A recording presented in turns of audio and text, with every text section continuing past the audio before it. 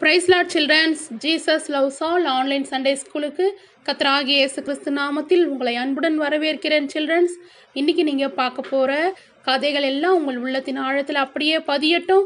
இப்போ ஒரு சின்ன ஜபத்தில் ஸ்டார்ட் பண்ணலாமா? பரலோக பிதாவே ஸ்தோத்திரம், கர்த்தராகிய இயேசு கிறிஸ்துவே ஸ்தோத்திரம், பரிசுத்த ஆவியானவரே உமக்கு ஸ்தோத்திரம் ஏசப்பா. இப்பொழுதும் கூட இந்த ஆன்லைன் சண்டே ஸ்கூலில் கலந்து கொண்டிருக்கிற ஒவ்வொரு சிறு பிள்ளைகள், வாலிப பிள்ளைகளை, அவர்கள் பெற்றோர்களை, அவர்கள் சகோதர சகோதரிகளை நீர் ஆசீர்வதிக்க வேண்டும் என்று சொல்லி கர்த்தராகிய இயேசு கிறிஸ்துவின் வல்லமையுள்ள நாமத்திலே ஜெபிக்கிறேன் ஆண்டவரே. தகப்பனே, 60 100 இந்த பிள்ளைகள் பலன் தரணும் ஆண்டவரே. கேட்கிற கதைகள், பாடல்கள், மனப்பாட வசனம், டிராயிங், பிரேயர் எல்லாம் பிள்ளையுடைய உள்ளத்துல அப்படியே ஆழமா பதிய என் கர்த்தருக்கென்று கனி கொடுக்க வேண்டும் என்று சொல்லி கர்த்தராகிய இயேசு கிறிஸ்து நாமத்தினால் ஜெபிக்கிறேன் ஜீவனுள்ள நல்ல பிதாவே, ஆமீன். God bless you children's. வாங்க நம்ம கதைக்குள்ள போகலாம். பிரைஸ் லார்ட் சில்ட்ரன்ஸ், இன்னைக்கு நம்ம பார்க்க போற கதையின் தலைப்பு பராக்கிரமசாலிகள். இன்னைக்கு நம்ம பார்க்க போற கதையின் தலைப்பு பராக்கிரமசாலிகள் என்ற தலைப்புல தான் நம்ம கதையை பார்க்க போறோம். 2 சாமுவேல் 23ஆம் அதிகாரம் 8 21 வசனங்கள் வரைக்கும் எழுதப்பட்ட சம்பவத்தை ஆன்டி கதையா சொல்ல போறேன். கவனமா கேளுங்க சில்ட்ரன்ஸ். இந்த கதையை இது வரைக்கும் நீங்க நிச்சயம் கேட்டே இருக்க மாட்டீங்க. புது கதை. அப்ப உங்களுக்கு கேட்கணும்னு ஆசை இல்லையா? புதுசாக ஒரு கதை உங்களுக்கு சொல்ல போகிறோம் அப்படின்னு சொன்னால் நீங்கள் எவ்வளோ கவனமாக கேட்கணும், ரொம்ப கவனமாக கேட்கணும் சில்ட்ரன்ஸ். ஓகேங்களா? ரொம்ப ரொம்ப சூப்பரான கதை சில்ட்ரன்ஸ். வாங்க நம்ம கேட்கலாம். பார்த்தீங்கன்னா, தாவீது உங்களுக்கு தெரியும் இல்லையா? தாவீதை நீங்கள் கேள்விப்பட்டிருக்கீங்க இல்லையா? ஆடு மேய்த்த தாவீது அரசனாய் மாறினான். உங்களுக்கு தாவீதுடைய கதை நல்லா தெரியும். தாவீது ராஜாவான பிறகு எப்பவுமே ராஜாவா இருக்கும் பொழுது அவருக்கு கீழே நிறைய வேலைக்காரங்க இருப்பாங்க, ஊழியக்காரங்க இருப்பாங்க. அதுலேயும் ராஜாவுக்கு கீழே ரொம்ப பலவான்களா இருக்கிறாங்க இல்லையா, பராக்கிரமசாலியா இருக்கிறாங்க இல்லையா, அவங்கள ராஜா என்ன பண்ணுவாரு, கூட வச்சுப்பாரு. ஏன்னா அவங்க ராஜா என்ன சொன்னாலும் செய்வாங்க. ரொம்ப பலவான்களா இருக்கிறபடினால எதிரிகளை தோற்கடிப்பாங்க. அது மட்டும் இல்லாம ராஜா போய் இந்த எதிரி படையினரை போய் வீழ்த்திட்டு வாங்க அப்படின்னு ஒரு வார்த்தை சொன்னா போதும், உடனே என்ன பண்ணுவாங்க, கீழ்ப்படிவாங்க. கரெக்டுங்களா? இப்ப நம்ம 3 பலவான்களை குறித்து, பராக்கிரமசாலிகளை குறித்து பார்க்க போறோம். இப்ப நம்ம ஃபர்ஸ்ட் பராக்கிரமசாலி பலவான் யாருன்னு பார்த்தீங்கன்னா யோசேபா சேபேத். சொல்லுங்க பார்க்கலாம். யோசேபா சேபேத் அவரை குறித்து நம்ம பார்க்கலாம். சின்னதாக ஒரு இன்ட்ரடக்ஷன் அவரை பற்றி. அந்த யோசேபா சேபேத் எப்படிப்பட்டவர் அப்படின்னா, எல்லா சேவக்காரர்களுக்கும் அவர் தான் தலைவராக இருந்தாராம். இந்த யோசேபா சேபேத் எப்படிப்பட்ட பலவான்னு பார்க்கலாமா? இவர் என்ன ஒரு பலமுள்ள செயலை செய்தார்னு பார்க்கலாம். இப்போ ஒரு ஆள் எத்தனை ஆளை தோக்கடிக்க முடியும்? மிஞ்சி போனால் ஒரு ஆளை தோக்கடிக்க முடியும், இல்லை 2 பேரை தோக்கடிக்க முடியும். ஒரு ஆளால் அத்தனை பேர் தான் தோக்கடிக்க முடியும். ஆனால் இந்த யோசேபா சேபேத் எத்தனை பேரை திரும்ப தோக்கடிச்சாராம்? 800 பேரை தோக்கடிச்சாராம். 800 மெம்பர்ஸ், 800 பேரை இவர் தோக்கடிச்சாராம். அதாவது பார்த்தீங்கன்னா, இவர் ஒரு 800 பேர் முன்னாடி நிற்கிறாங்க எதிரிகள். அந்த 800 எதிரிகளையும் 800 பேரையும் என்ன பண்ணாராம், ஒரே நேரத்தில் வெட்டி சாட்சி போட்டாராம். பாருங்க, அந்த அளவுக்கு இவர் பலவானா இருந்தாராம். அதுக்கப்புறம் நம்ம இன்னொருத்தரை குறித்து பார்க்க போகிறோம். அவர் பேர் எலியேசர். அவர் பேர் என்ன? எலியேசர். ஓகேங்களா? பேர் ரொம்ப ஈஸியாக இருக்குல்ல, எலியேசர். இந்த எலியேசர் பார்த்தீங்கன்னா இவர் 2வது பலவான். இந்த 2வது பலவான் எப்படிப்பட்டவர் அப்படின்னு பார்த்தீங்கன்னா, தாவீதோட கூட யுத்தத்துக்கு போவாராம். அவருடைய கையில பட்டயத்தை வச்சுதானே எதிரிகளை சாகடிப்பாங்க. அந்த பட்டயம் கையிலேயே பதிஞ்சிருமா. அந்த அளவுக்கு பட்டயத்தை எடுத்தாருன்னா அப்படியே கையில ஒட்டிக்கிற அளவுக்கு என்ன பண்ணுவாராம், எதிரிகளை வெட்டி வீழ்த்துவாராம். அந்த அளவுக்கு இவர் ஒரு போருக்கு போனாவே கர்த்தர் என்ன பண்ணுவாராம், இவரை கொண்டு, அந்த எலியேசரை கொண்டு ஒரு பெரிய ரட்சிப்பை அந்த போர்ல நடத்துவாராம். ஜனங்கள்லாம் எதுக்கு தெரியுமா இவர் போருக்கு போனாங்கன்னா இவரே எல்லாத்தையும் செஞ்சிருவாராம். எல்லா எதிரிகளையும், பெலிஸ்தியரெல்லாம் வெட்டி வீழ்த்திடுவாராம். ஜனங்கள்லாம் எதுக்கு போவாங்கன்னா எதிரிகளுடைய கொள்ளைகளை எடுத்துக்கொண்டு வரதான் போவாங்களாம். தவிர இவரே பட்டயத்தை எடுத்தார்னா கையில ஒட்டிக்கிற அளவுக்கு சமத்தியா என்ன பண்ணுவாராம், எல்லா எதிரிகளையும் என்ன பண்ணுவாராம், வீழ்த்தி போட்டுருவாராம். அந்த அளவுக்கு பலவானா கத்தர் இவரை கொண்டு, அந்த எலியேசரை கொண்டு ஒரு பெரிய ரட்சிப்பை வந்து காண செஞ்சாராம். அது மட்டும் மூணாவது பலவானை குறித்து பார்க்கலாமா? மூணாவது பலவான் பேர் வந்து பார்த்தீங்கன்னா சம்மா என்னும் அராரியன். பேர் சொல்லுங்க பார்க்கலாம். சம்மா என்னும் அராரியன். இவர் தான் மூணாவது பலவான். இந்த பலவான் பார்த்தீங்கன்னா ஏதாவது எதிரிகள் வராங்கன்னு வச்சுக்கோங்களேன், எதிரிகள் வந்து ஏதாவது ஒரு நிலத்தை சேதப்படுத்தணும் அப்படிலாம் நினைப்பாங்கல்ல. நிறைய வயல், அந்த காலத்துல நிறைய வயல்கள்லாம் இருக்கும் இல்லையா? இப்போ கரும்புக்கு ஒரு வயல் இருக்கும், நெல்லுக்கு ஒரு வயல் இருக்கும், அதுக்கப்புறம் வந்து சிறு பருப்பு, இந்த இட்லி, இந்த தோரம் பருப்புலாம் நீங்கள் சாப்பிட்ருப்பீங்க இல்லையா? அது மாதிரி நிறைய பயிர் வகைகள்லாம் இருக்குல்ல, எல்லாத்துக்கும் ஒரு நிலம்லாம் இருக்கும்ல. அந்த எதிரிகள் என்ன பண்ணுவாங்க, நிலத்தெல்லாம் அப்படியே அழிச்சு போட்டணும், எரிச்சு போட்டணும் அப்படிலாம் நினைப்பாங்கல்ல எதிரிகள். அப்போ இவர் என்ன பண்ணுவாராம், அந்த நிலத்துக்கு எந்த சேதம் வராதபடிக்கு. இப்போ பார்த்தீங்கன்னா இந்த சிறு பருப்பு அப்படின்னு ஒரு சிறு பயிருன்னு சொல்லிருப்போம். இந்த பொங்கலுக்குலாம் போடுவாங்கல்ல, உங்களுக்கு அப்படி சொன்னால் ஞாபகத்துக்கு வரும். பொங்கல்லாம் போடுவாங்கள்ல சிறு பயிர், அந்த சிறு பயிர் நிலத்துல இவர் நிற்கிறாராம் பாருங்க. எதிரிகள்லாம் வந்து அந்த சிறு பயிர் நிலத்தை வந்து சேதப்படுத்தலான்னு வராங்களாம். உடனே ஒரு கோவம் வந்துருச்சான்.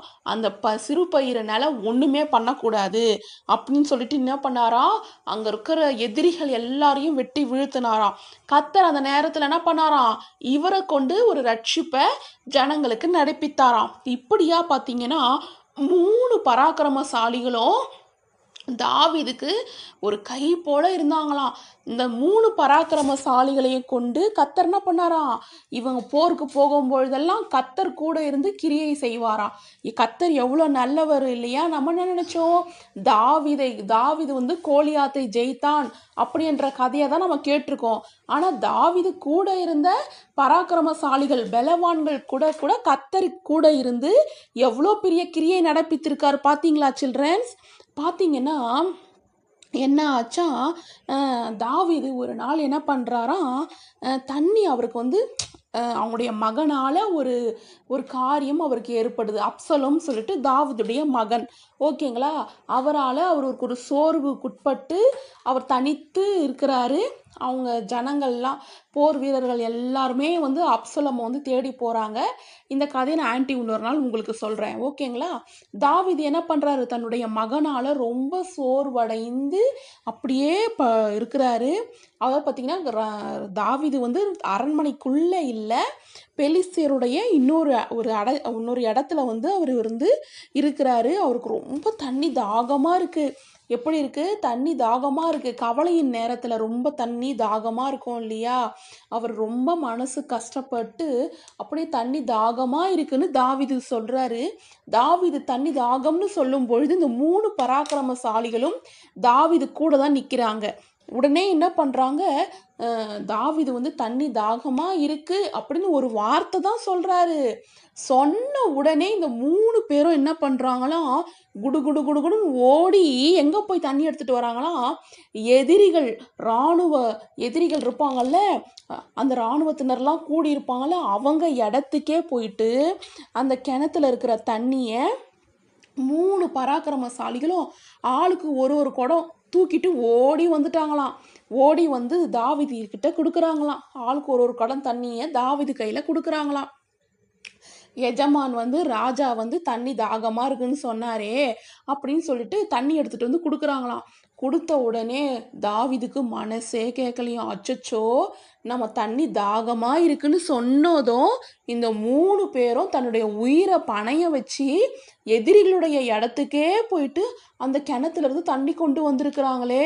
ஒரு வேளை இவங்க உயிர் போயிருந்தா என்ன ஆயிருக்கும்? ஐயோ, நான் இவ்வளோ பெரிய தப்பு பண்ணிட்டேனே, இவங்க உயிரை கூட பார்க்காம எனக்காக தண்ணி எடுத்துட்டு வந்தாங்களே அப்படின்னு சொல்லிட்டு என்ன பண்ணாராம், தாவீது அந்த தண்ணி எல்லாம் கீழே கொட்டிட்டாராம்.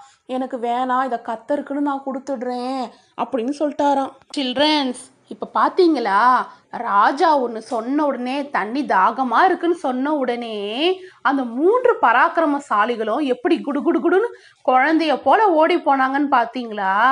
இன்னைக்கும் எபேசியர் 6ஆம் அதிகாரம் 1ஆம் வசனத்தில் என்ன எழுதியிருக்கு?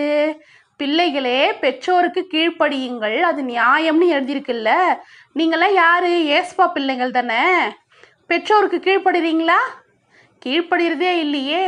அம்மா சொல்லுவாங்க, அம்மா கொஞ்சம் இது தொடப்பத்தை எடுத்து இங்கே கொஞ்சம் பெருக்குமா, மேலே துணி எடுத்து கொஞ்சம் மடியுமா, கொஞ்சம் தங்கச்சிக்கு ஹெல்ப் பண்ணுமா, தம்பிக்கு ஹெல்ப் பண்ணுமா அப்படின்னு சொன்னால் உடனே அடுத்த நிமிஷம் மூஞ்ச ஒரு மாதிரி சுளிக்கிறது.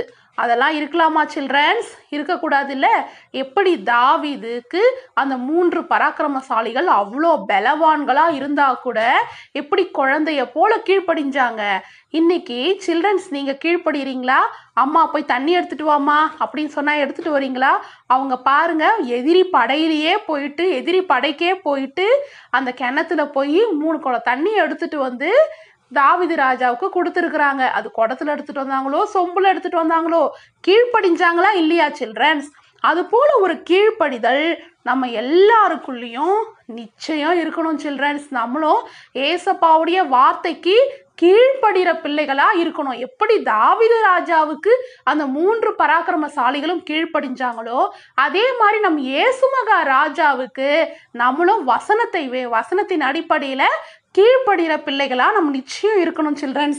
ஓகேங்களா? சரி, நம்ம இன்னொரு பராக்கிரமசாலியை குறித்தும் பார்ப்போம். அவர் பேர் வந்து அபிசாய். அந்த அபிசாய் பார்த்தீங்கன்னா அந்த காலத்துல ஈட்டி வச்சுட்டு இருப்பாங்கல்ல, அந்த ஒரு ஈட்டியை வச்சு எத்தனை பேரை சாகடிக்க முடியும்? ஒரு ஈட்டியை வச்சு ஒரு நேரத்தில் ஒருத்தரை சாகடிக்கலாம், இல்லை 2 பேரை சாகடிக்கலாம். ஆனால் அந்த அபிசாய் என்ற பராக்கிரமசாலி ஒரு ஈட்டியை வச்சு அட்டன் டைம்ல 300 பேரை கூட மடங்கடிப்பாராம் சில்ட்ரன்ஸ். அவ்வேற்பட்ட பராக்கிரமசாலி இந்த 3 பேருக்கும் தலைவரா ஆனாராம். சரிங்களா? அப்புறம் நம்ம இன்னொரு பராக்கிரமசாலி குறித்து பார்க்கலாமா? பலவானை குறித்து பார்க்கலாமா? அவர் பேர் வந்து பெனையா. என்ன பேர் சொல்லுங்க பார்க்கலாம்? பெனையா. ஈஸியா இருக்கா? நான் இந்த பேரை கேள்வியா கேட்பேன், சொல்லுங்க பார்க்கலாம். இவர் பேர் என்ன சொல்லுங்க பார்க்கலாம்? பெனையா. நான் இப்ப சொல்றது பெனையா என்பவர் 5வது பராக்கிரமசாலி. ஓகேவா சில்ட்ரன்ஸ்? இந்த பெனையா பாத்தீங்கன்னா அவர் ரொம்ப வந்து பலவானான் சில்ட்ரன்ஸ். மோவாப் தேசத்துல 2 வலிமையான சிங்கம் இருந்துதான். அந்த 2 சிங்கத்தையும் இவர் கொண்டு போட்டாராம் சில்ட்ரன்ஸ். நம்ம கேள்விப்பட்டிருக்கோம் இல்லையா? தாவீது தன்னுடைய ஆடுகளை கொல்ல வந்த சிங்கத்தையும் கரடியையும் ஜெயித்தாரு, சிங்கத்தை கொன்று போட்டாரு, கரடியை கொண்டு போட்டாருன்னு நம்ம கதையை கேட்டிருக்கோம். ஆனா நம்ம இந்த கதையை கேட்டது இல்லை இல்லையா? இந்த பெனையா என்பவர் மோவாப் தேசத்துல இருக்கிற 2 வலிமையான நல்ல சிங்கம்னா எப்படி இருக்கும்? ரொம்ப வலிமையா இருக்கும் இல்லையா? அந்த 2 சிங்கத்தையே வந்து இவர் கொன்று போட்டாராம். நம்ம சின்ன பிள்ளைங்க கரப்பாம்பூச்சியை கொல்றதே பெரிய விஷயம். கரப்பாம்பூச்சிக்கு பயப்படுற பிள்ளைங்களாம் நிறைய பேர் இருக்கீங்க, கரெக்டுங்களா? ஆனா இவர் என்ன பண்ணாராம்? கரப்பாம்பூச்சியை கொண்டு போடுற மாதிரி சிங்கத்தையே கொண்டு போட்டாராம் சில்ட்ரன்ஸ். இன்னொரு காரியம் சொல்றேன் பாருங்க இந்த பெனையாவை குறிச்சி. இந்த பெனையா அதாவது சிங்க கெபிக்குள்ள போய் சிங்கத்தை கொன்று போட்டாரா. நீங்க நினைச்சிருக்கலாம் ஒருவேளை சிங்கம் வயிறு ஃபுல்லா சாப்பிட்டுச்சோ என்னவோ, அதனாலதான் இவர் சிங்க கெபிக்குள்ள போயிட்டு சிங்கத்தை கொண்டுட்டு வந்துட்டாரோ என்னவோ அப்படின்னு கூட நீங்க நினைக்கலாம். அதாவது பாத்தீங்கன்னா உறைந்த மழைக்காலம்னா ஃபுல்லா மழை பெஞ்சிட்டு இருக்கும் பொழுது சிங்கம் வந்து கெபிக்குள்ள இருந்து வெளியில வராது. மழை காலத்துல சிங்கம்லாம் வெளியில வருமா? வராது. இறை தேடி வெளியில வராது, கெபிக்குள்ளதான் இருக்கும். அப்ப அந்த கெபிக்குள்ள இருக்கிற சிங்கத்துக்கு எப்படி இருக்கும்? பசிக்கிற நேரத்துல சிங்கத்துக்கிட்ட யாராவது போனா அவங்க நிலைமை என்ன ஆகும் சில்ட்ரன்ஸ்? ஆனா அப்படிப்பட்ட பசியில் இருக்கிற சிங்க கெபிக்குள்ளேயே போய் இந்த பெனையா என்ற பராக்கிரமசாலி சிங்கத்துடைய வாயை கிழிச்சு சிங்கத்தை கொன்று போட்டாராம் சில்ட்ரன்ஸ். அவ்வளோ பெரிய பலமான கத்தர் வந்து இந்த பெனையாவை வச்சிருந்தாராம்.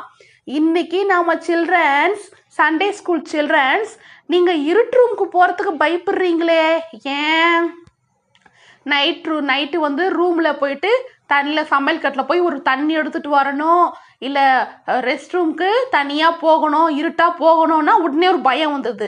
ஆனால் இருட்டில் போகவே மாட்டேன், இருட்டு ரூம்க்குலாம் போக மாட்டேன் அப்படின்னு ஒரு பயம் வந்துடுது. சில்ட்ரன்ஸ், நீங்கள் பெனையாவை ஞாபகம் வச்சுக்கோங்க. பெனையா கூட இருந்து சிங்க கெபியிலேயே சென்று சிங்கத்தை ஜெயிக்க கத்தர் கிருபை பாராட்டினார் இல்லையா? அப்போ நீங்கள் இருட்டு ரூமுக்கெல்லாம் பயப்படக்கூடாது. ஓகேங்களா சில்ட்ரன்ஸ்? அது மட்டும் இல்லாமல் இவர் பெரிய அரக்கன், எகிப்தியன் பெரிய அரக்கன் என்ன பண்ணாராம், கொன்று போட்டாராம். எப்படி தெரியுமா கொன்று போட்டாராம், அந்த அரக்கன் கையில ஈட்டி இருந்ததா, இவர் கையில கொம்பு தான் இருந்ததா.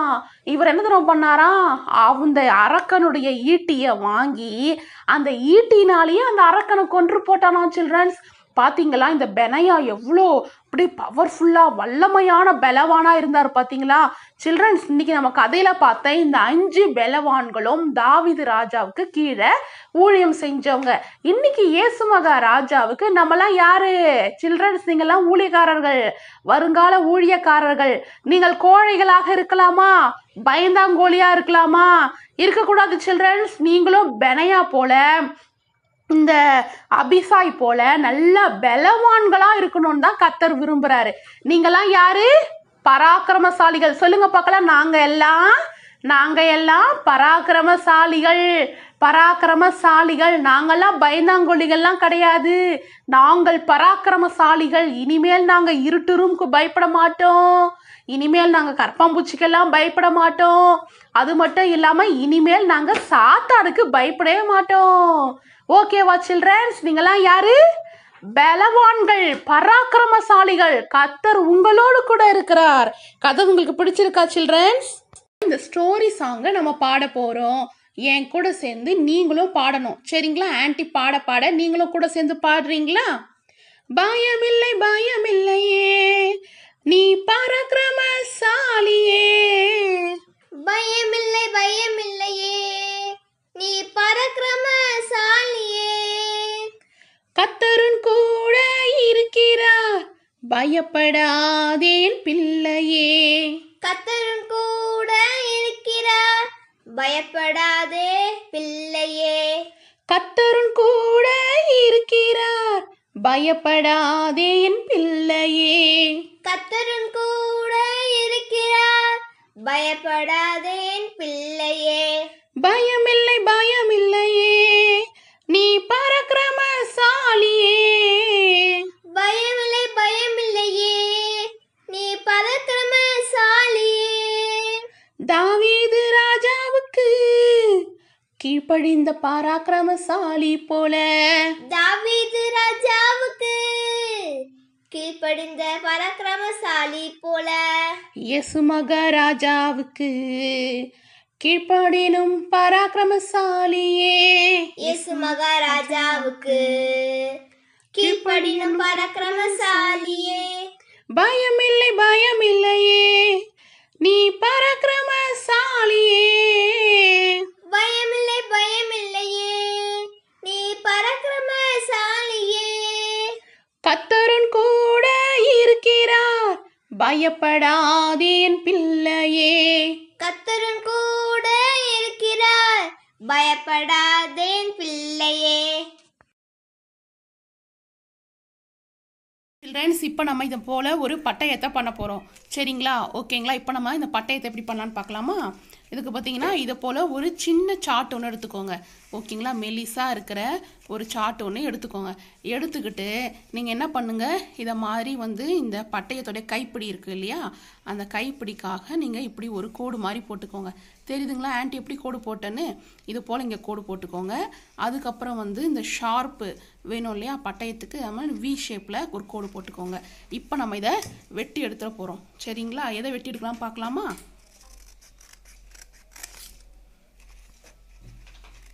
இந்த மட்டும் வெட்டி எடுத்துருங்க.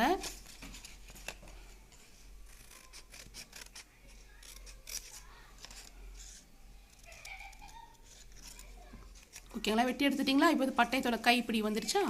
அதே மாதிரி இந்த இடத்துல இப்படி வெட்டி எடுத்துருங்க, ஓகேங்களா? இப்போ ஷார்ப் வந்துருச்சா? இப்போ இந்த பட்டயத்தை நம்ம டிசைன் பண்ண போகிறோம். இப்படிக்கா பட்டயத்தை வந்து நம்ம டிசைன் பண்ணலாமா? ஒன்றும் இல்லை, நம்ம வந்து இப்போ இப்படி கோடு போட்டுக்கோங்க. இப்படி கிராஸாக நீங்கள் கோடு போட்டுக்கோங்க. அதுக்கப்புறம் இந்த கிராஸில் கோடு போட்டுக்கோங்க, சரிங்களா?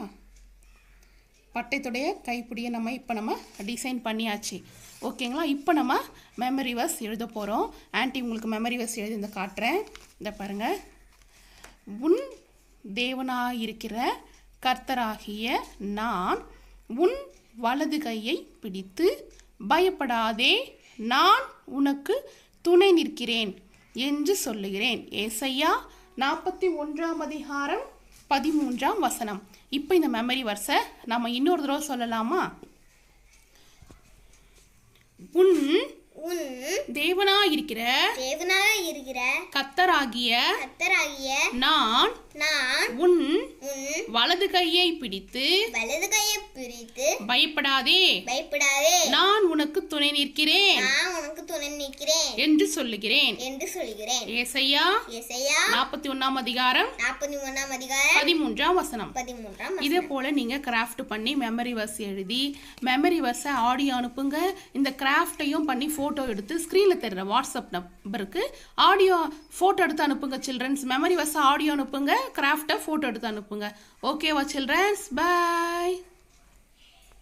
சில்ட்ரன்ஸ், கதை பார்த்தீங்க, மெமரி வர்ஸ் கூட சேர்ந்து சொல்லியிருக்கீங்க, ட்ராயிங் கிராஃப்ட் கூட நீங்கள் அழகாக பண்ணி ஃபோட்டோ எடுத்து ஆன்ட்டிக்கு அனுப்புறீங்க. சரி, இப்போ ஆன்ட்டி உங்களுக்காக சின்ன ஜெபம் பண்ணட்டுமா? சோதரம் ஏசப்பா, இந்த நாளிலும் இந்த ஆன்லைன் சண்டே ஸ்கூலில் கலந்து கொண்ட சிறு பிள்ளைகள் வாலிப பிள்ளைகளை ஆசீர்வதிங்க ஏசப்பா.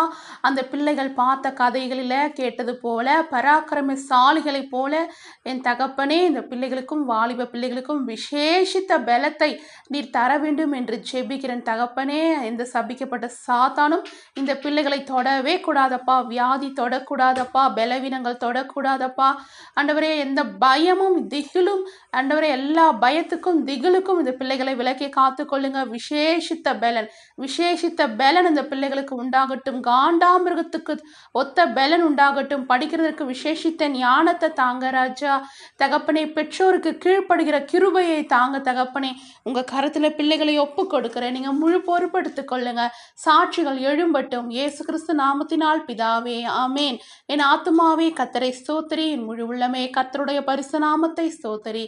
என் ஆத்துமாவே கர்த்தரை ஸ்தோத்திரி, கர்த்தர் செய்த சகல உபகரணங்களை மறவாதே. ஆமேன். God bless you children. Bye.